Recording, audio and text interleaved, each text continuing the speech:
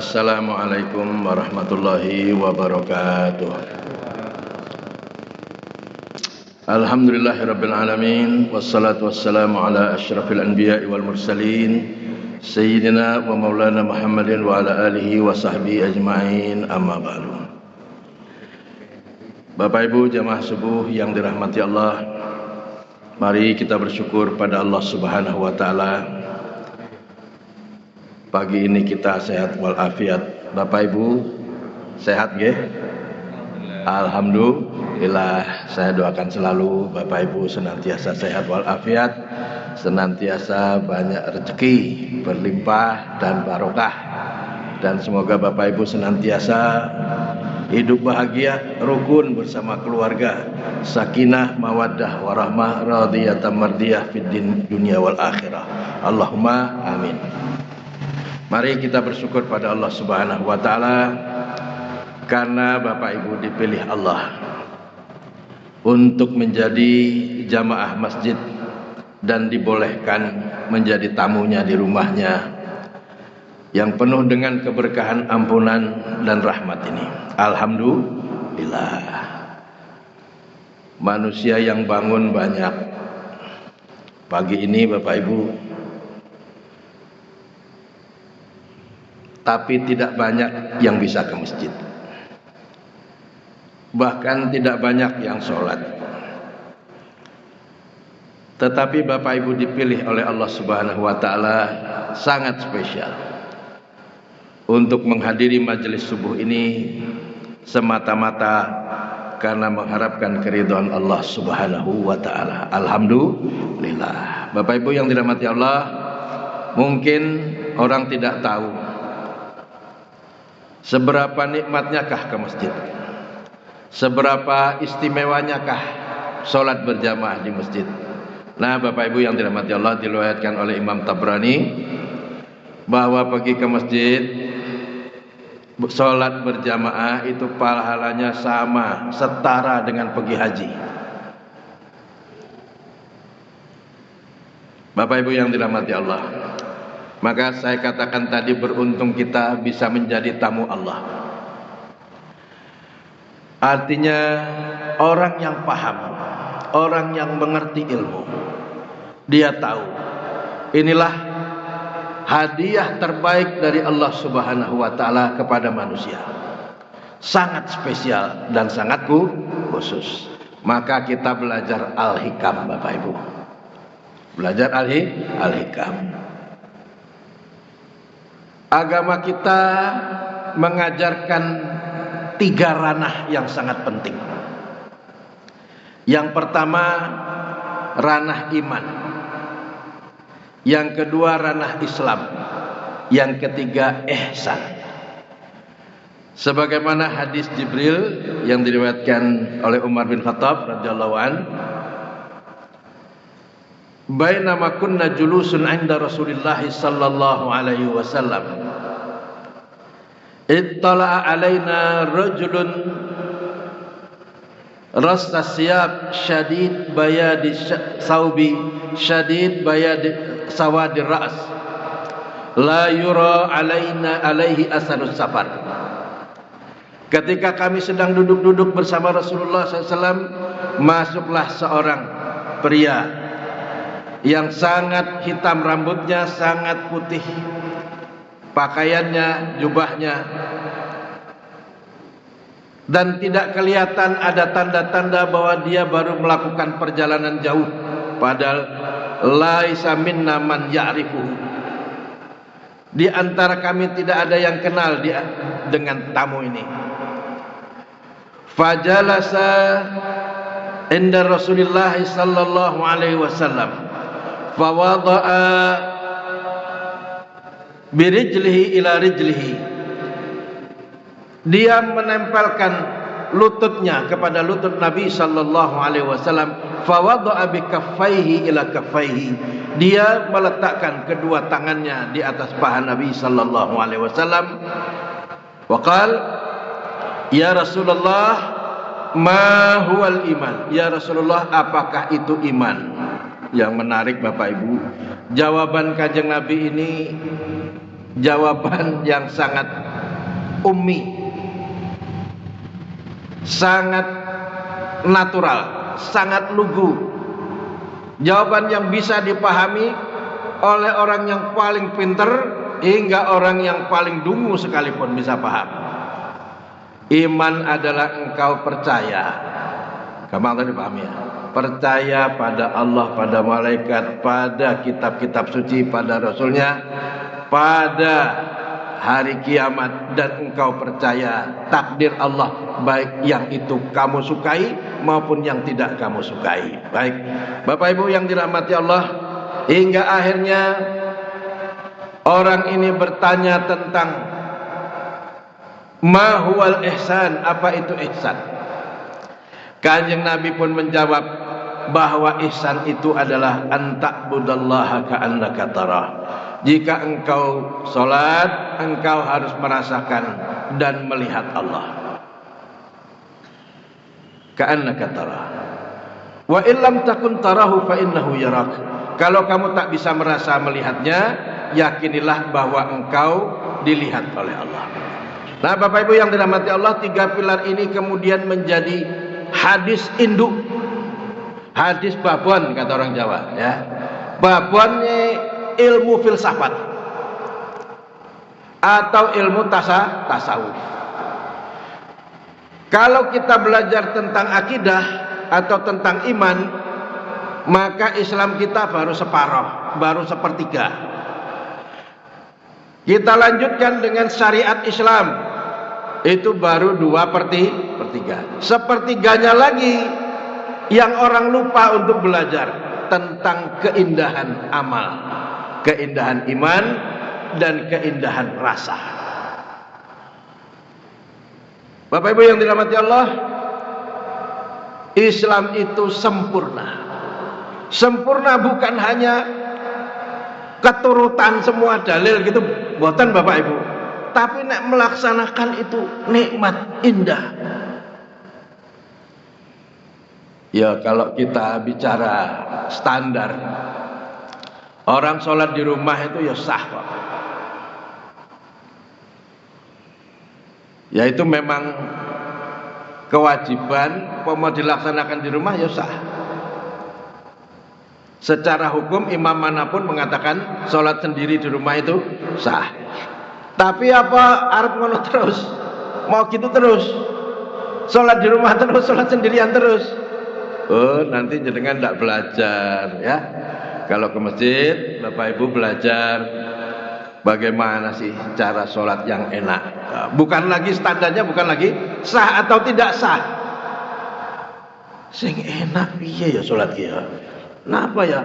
Wong kok iso kusuk salate, iso enak, direngokke yang enak, disawang enak, sing nglakokke luwih enak meneh. Oh, ini pertanyaan semua orang. Ada orang sholat ngimami, rasanya kok kasar, rasanya kok ora enak dirungokke.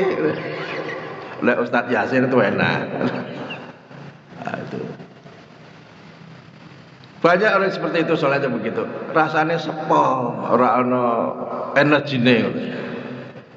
Jadi imam sama makmum itu maksud saya tidak sinergis, tidak menghasilkan kekuatan sholatnya.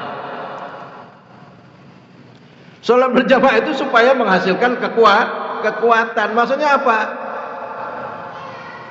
Imam yang sholatnya bagus ingin nulari makmumnya. Yang paling depan nulari yang belakangnya. Itulah ihsan, bukan sekedar cukup syarat sah dan rukunnya saja. Bab ihsan inilah yang wajib kita pelajari dalam kitab Al-Hikam. Oke, Bapak Ibu, itu mukadimah dari saya. Bapak Ibu, kalau sedekah 2.000 iki ya sah nggih.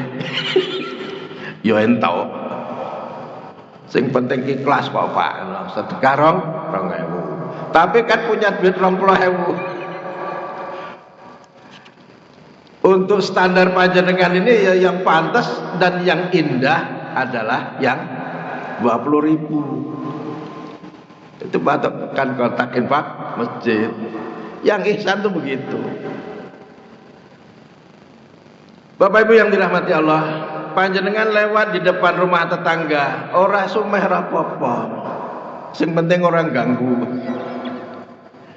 Tapi yang ihsan yang bagaimana? Lewat menyapa, mengucapkan salam.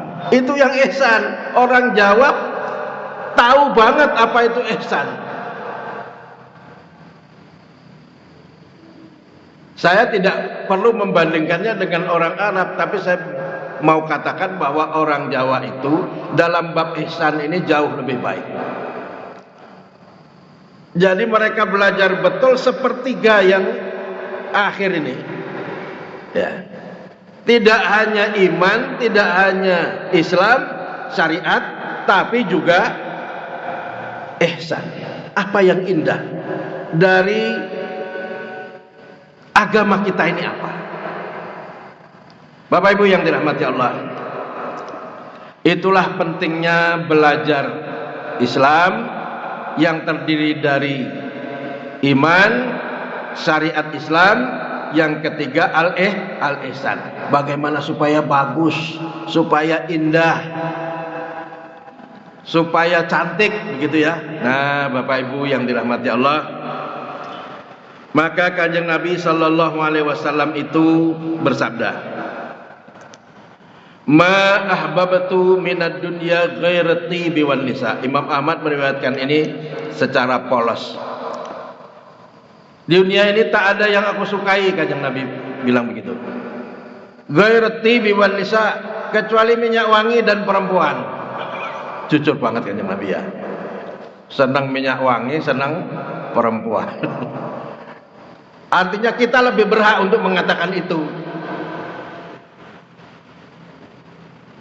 Tapi Kanjeng Nabi enggak jaim untuk mengatakan yang benar dan yang jujur.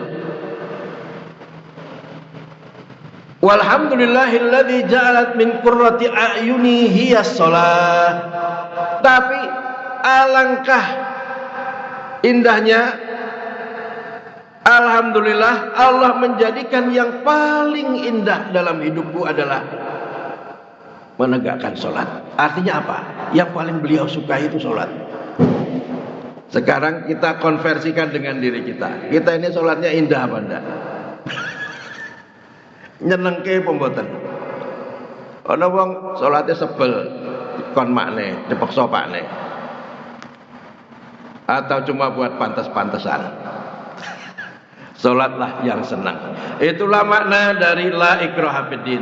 Dalam agama tidak ada paksaan supaya bisa menghasilkan iman, Islam dan ihsan yang betul-betul indah. Itulah sempurnanya syariat Islam.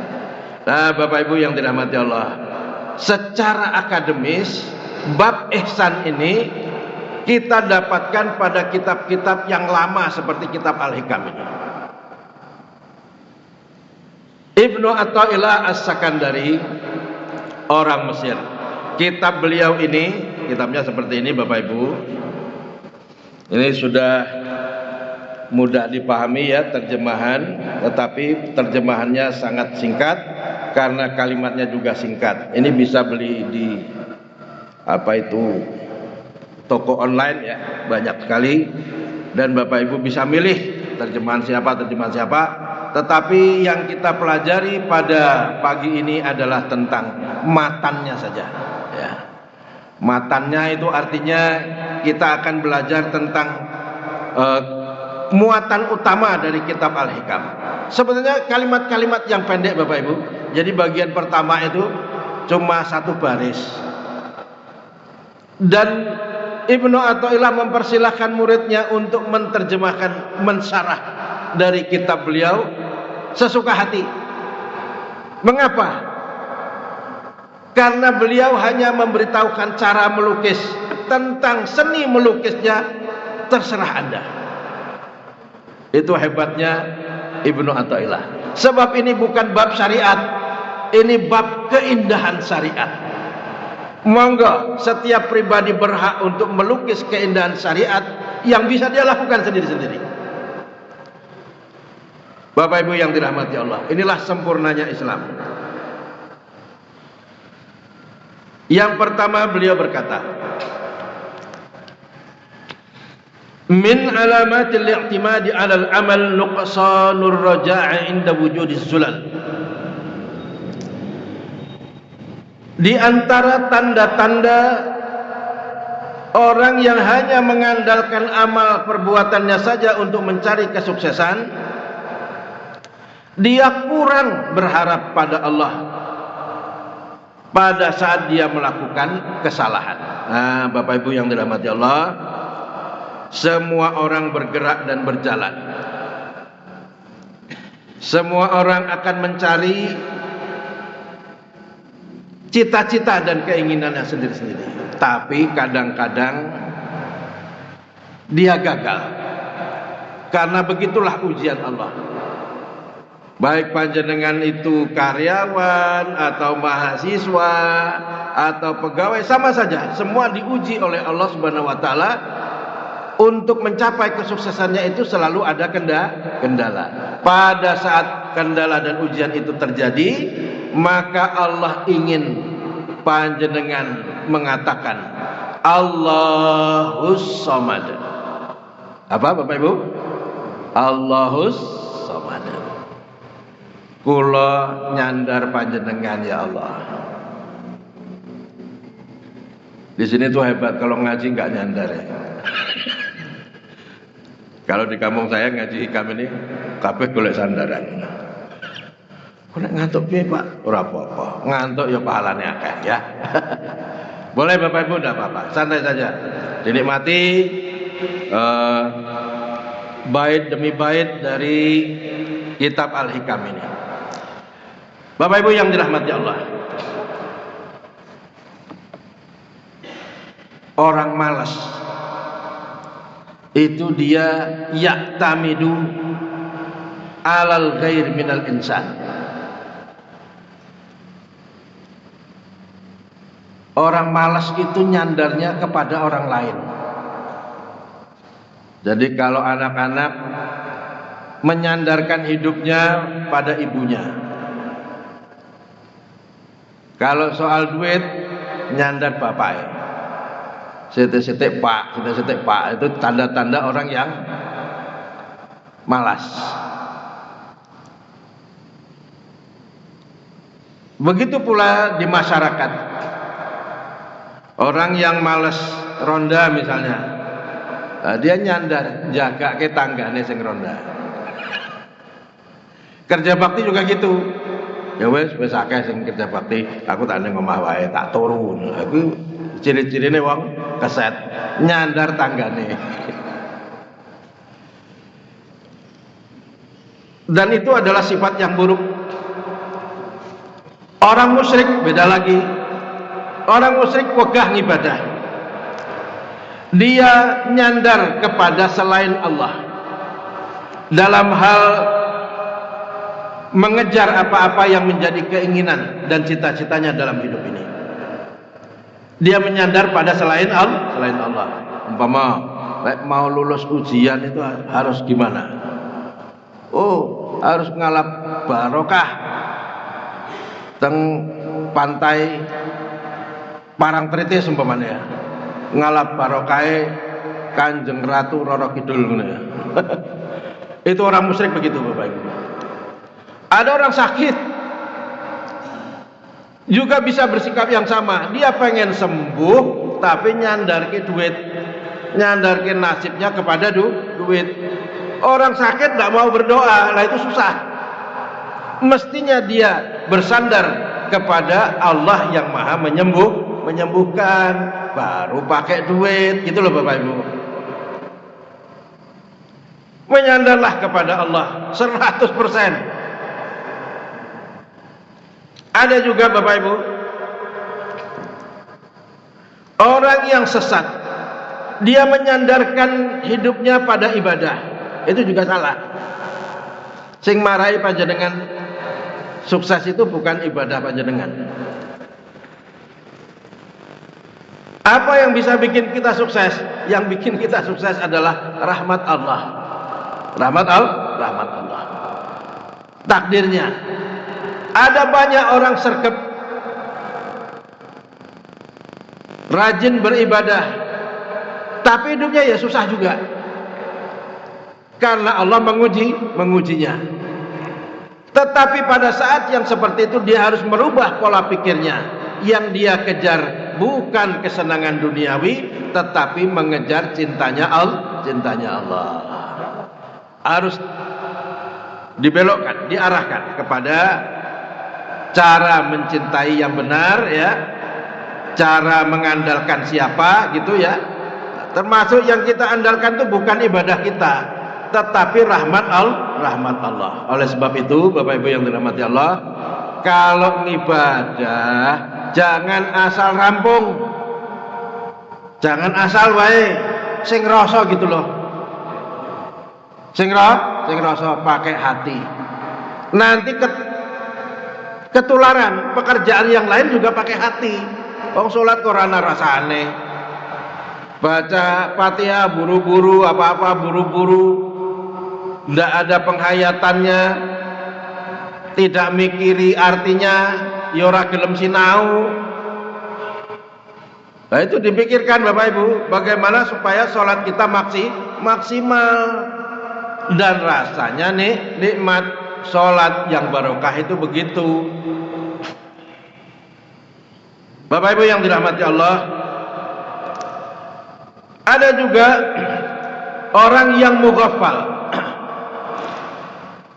Dalam kitab Bahjatun Nufus, Ibnu Athaillah menjelaskan orang yang mughaffal itu ya'tamidu ala sa'yi.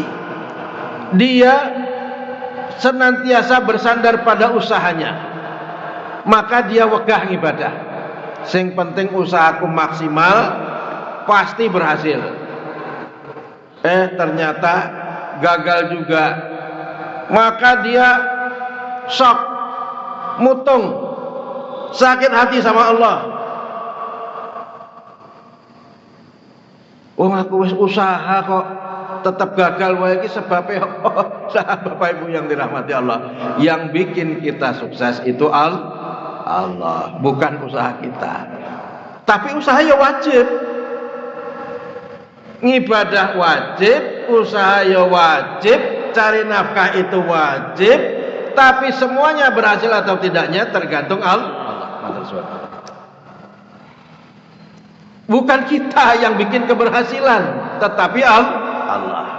Nah, Bapak Ibu yang dirahmati Allah, kalau kita mengandalkan kemampuan kita sendiri dalam mencari nafkah, kita ini tidak pati ngerti mana yang halal itu tapi tidak merugikan orang lain, halal itu tapi tidak membuat kita tamak dan rakus, tidak membuat kita serakah.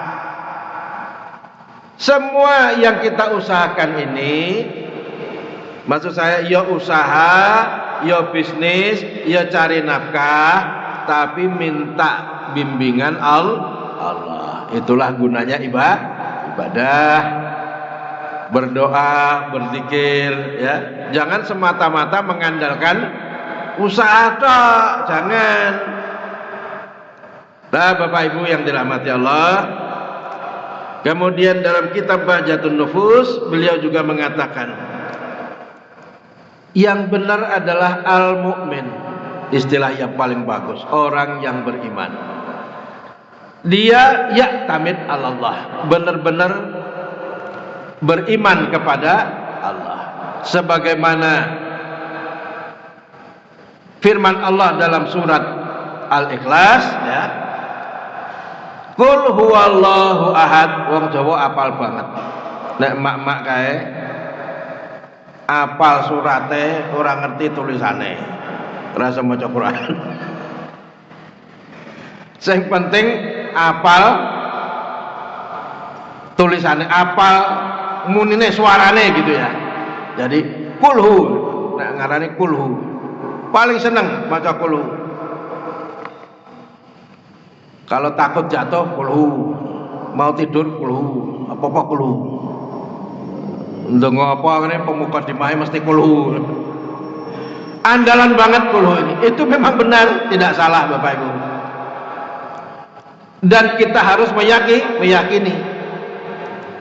Kalau sudah qul huwallahu ahad, pasti Allahu samad. Buktinya itu. Panjenengan percaya apa tidak Allah itu ahad? Tak usah disebutkan. Karena yang penting buktinya Allahu samad, nyandar Gusti Allah. Apa-apa nyandar Gusti Allah. Melakukan apapun, lakukan itu. Sehingga panjenengan melaksanakan apa-apa itu tidak berat, tidak beban. Pekerjaan seberat apapun ya terangkat. Saya ngangkat Gusti Allah. Kenapa? Karena kita ya'tamid alaih, bersandar kepada Allah Ta'ala.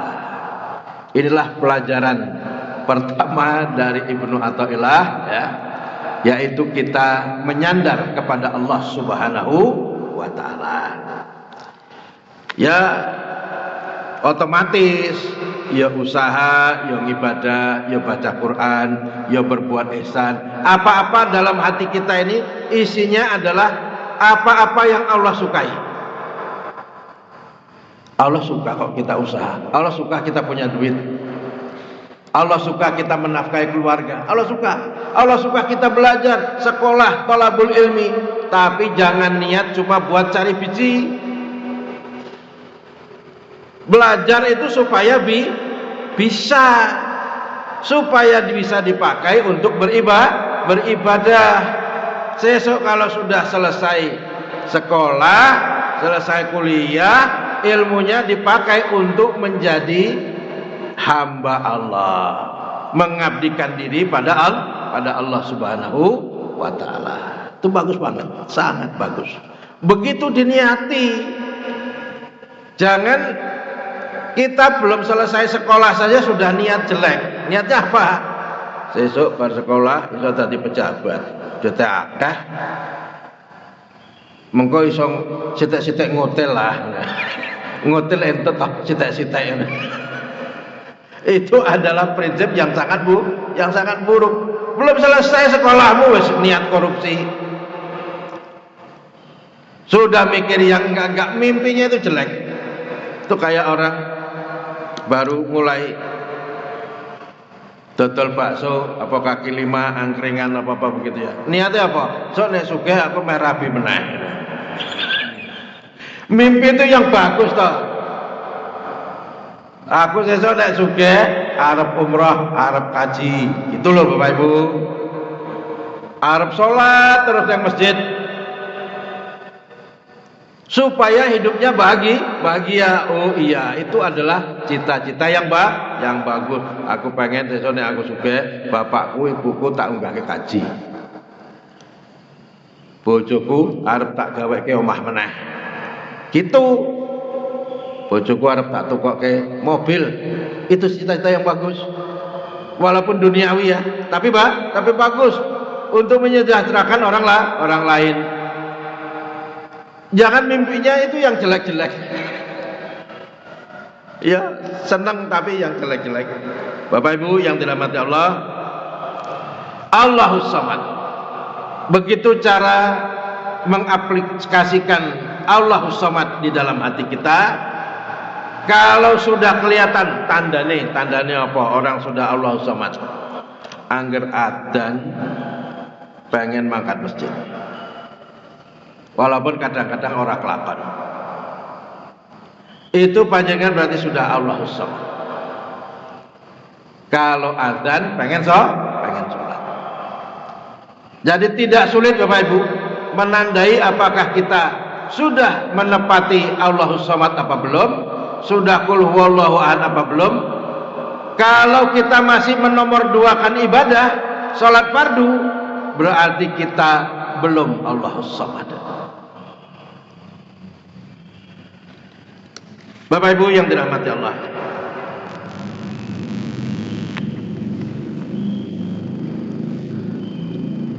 cara kedua menampakkan apakah kita sudah Allahus Samad apa belum adalah asyukru war roja.